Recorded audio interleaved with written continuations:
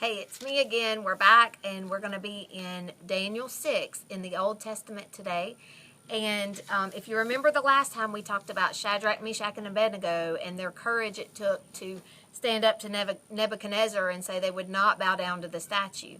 So in this account, we specifically see Daniel where it takes a lot of courage for him to do the right thing. So there was a king named Darius, and he set up 120 governors over the land, and they were to oversee just the people and make sure everything was going well. And over those 120, he had 3 that he set over them to make sure that they were doing the right thing. And one of those people was Daniel. And so he was one of 3 men underneath the king who oversaw the whole kingdom. So he had a lot of responsibility, and we know from earlier reading in the book of Daniel that the man Daniel wanted to do good work. He wanted to do the right thing, and he wanted to serve the Lord with a pure heart. And so when the king set him up as one of the leaders, lots of people got really upset, and they didn't want Daniel to be in that position. And so it says that the king was going to put him over the whole kingdom. He was going to put Daniel over the whole kingdom. And when all the people heard about it, they started to complain and to grumble. And so they came together, and they decided that they were going to find something in Daniel that they could tell on him for. They wanted to go to the king and basically get him in trouble. And so they looked and looked and tried to find something, and they finally realized in Daniel 6 verse 4, it says they could find no ground for complaint or any fault in Daniel because he was faithful. And then these men said, we will not find any ground to complain against Daniel unless we find it in connection with the law of his God. And so these leaders that were still underneath Daniel kind of cooked up this plan, and they went to the king and they said, oh, hey, king, we think it'd be great if you make this rule so that anyone who offers petition or praise to any god, anybody besides you for the next 30 days, they should have to be thrown into the lion's den.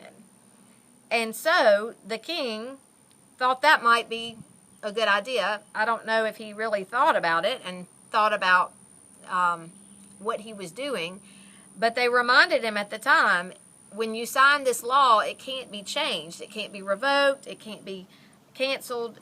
Once it's done, once it's signed by the king, it is law, and it has to be enforced.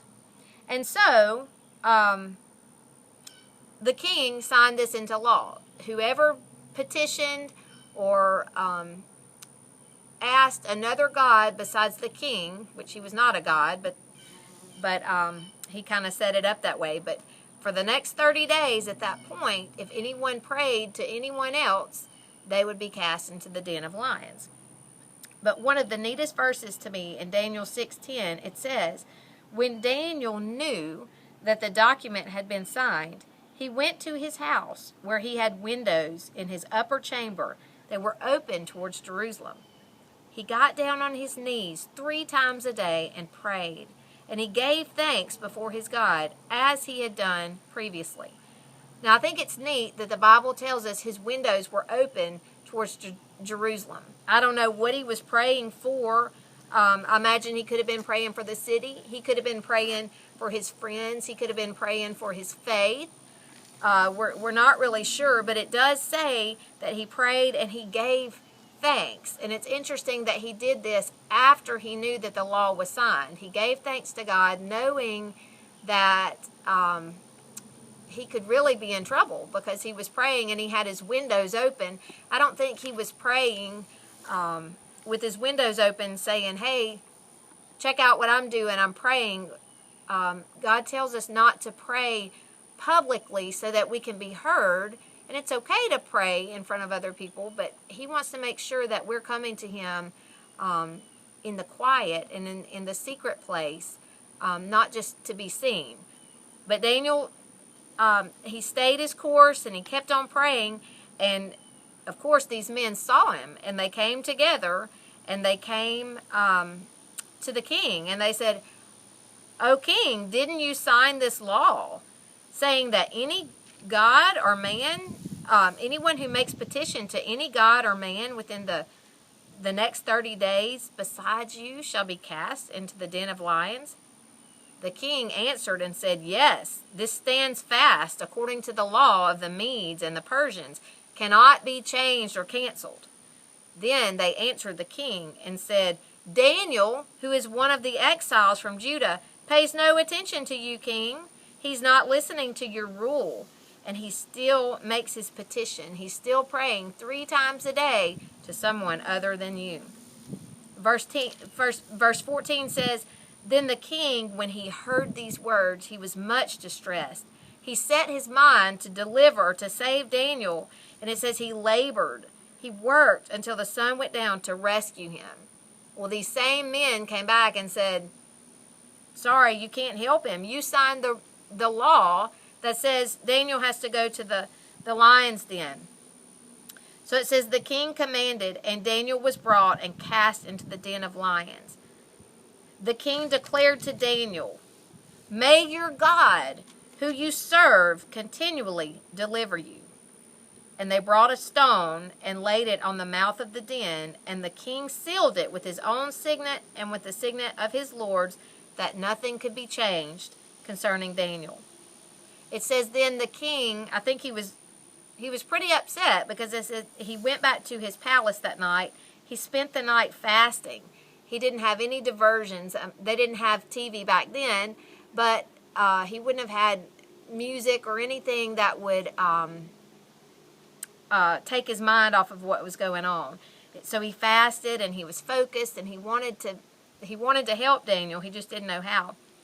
It says, "Then at break of day, the king arose and went in haste to the den of lions. As he came near to the den where Daniel was, he cried out in a tone of anguish. He said, 'O Daniel, servant of the living God, has your God, whom you serve continually, been able to deliver you from the lions?' Then Daniel said to the king, 'O king, live forever. My God sent his angel and shut the lions' mouths, and they have not harmed me, because I was found blameless before him. And also before you, O king, I have done no harm.' Then the king was exceedingly glad and commanded that Daniel be taken up out of the lion's den. So Daniel was taken up out of the den, and no kind of harm was found on him, because he had trusted in his God." I think it's interesting that it says the same thing about Shadrach, Meshach, and Abednego, that they came out and there was no effect. There was no sign that they had been in the fire. They were not burned. They didn't smell like they had been burned. Their clothes were not torched or anything. Same with Daniel. And so as we think about this story, we're still talking about this today, but this was a real king, and these were real leaders. And it was very powerful, because after this happened, it says the fear of the Lord, the God of Daniel, became very powerful.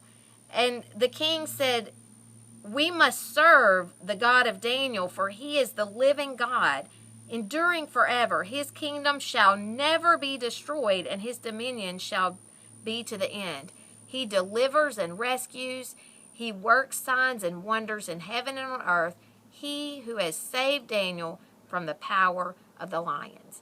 And so I want you to remember that when we talk about, we just came through Easter, and we talked about how Jesus came back from the dead. He rose again. We serve a powerful God. And in this time, a lot of people have lost hope, and they're looking for answers.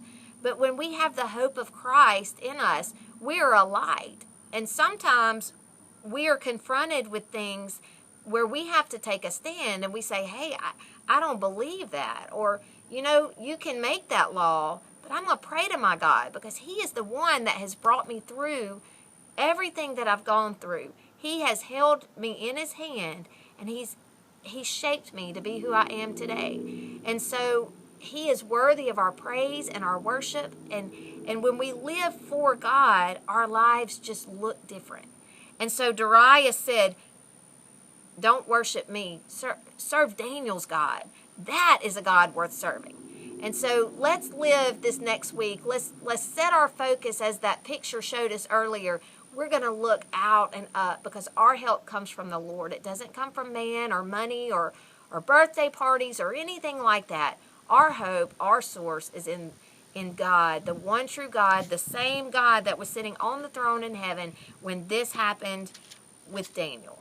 And so I hope this Bible account encourages you. I encourage you to go and read. There's lots of great information in Daniel. Psalms has a lot of comforting words to help us through this time. But stay in the Word. Stay in prayer. Let someone know if you're struggling. We all need each other, and sometimes we just need to give each other a big hug. And so I can't give you a hug today, but I can say I wish you well, I miss you, and I hope to see you really soon. Take care. Bye.